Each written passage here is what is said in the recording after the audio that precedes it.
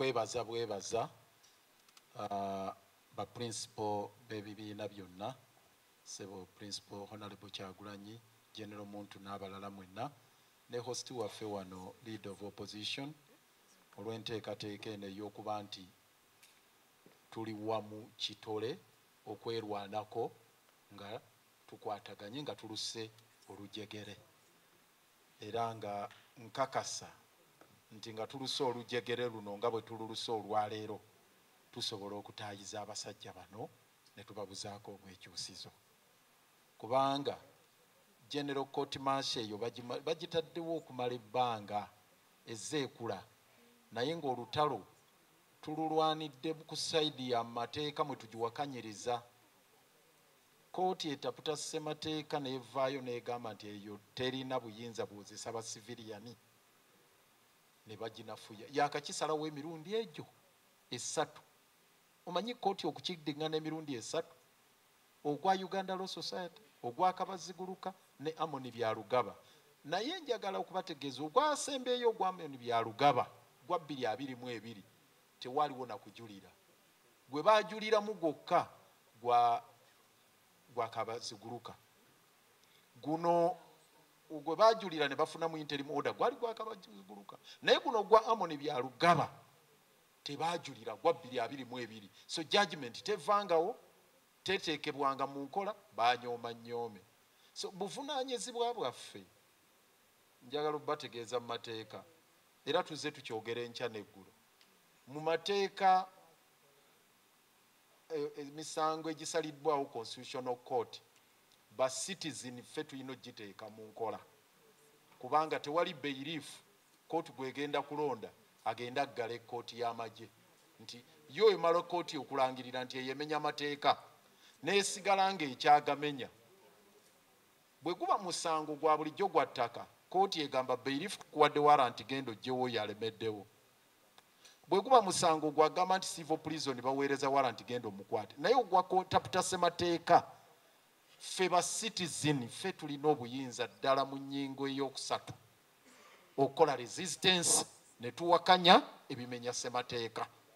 ekintu ekyo tuzze tukiggumiza nti mu nnyingo ey'okubiri bagamba gwe citizen bw'otakikola gwe kennyini oba ozizza omusango gwe bayita treason olidde mu nsi yo olukwe omulimu gwe tukolako olwaleero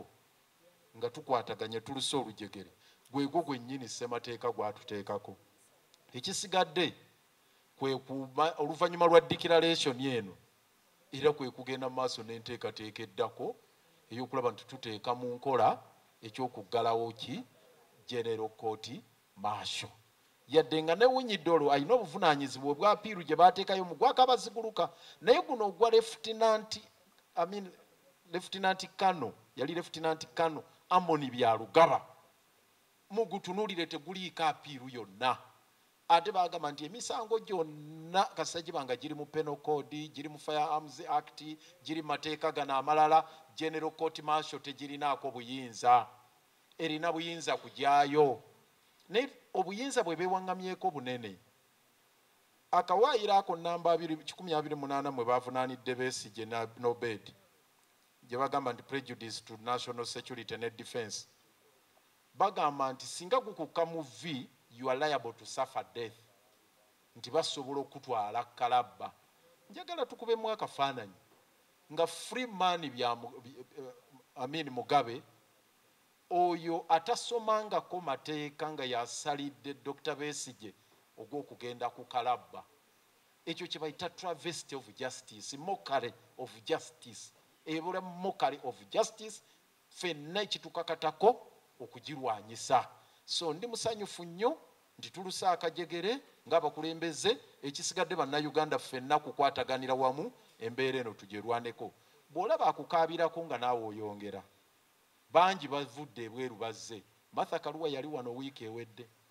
olwaleero akomyewo atonnye mu Uganda Emiliani yavudde Angola naye atonnye wano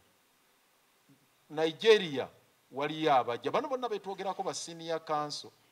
South Africa luddawa bonna bajja bayiika wano bagamba okufa n'obutanyagwa tugenda kufaafaagana ne General Court Martial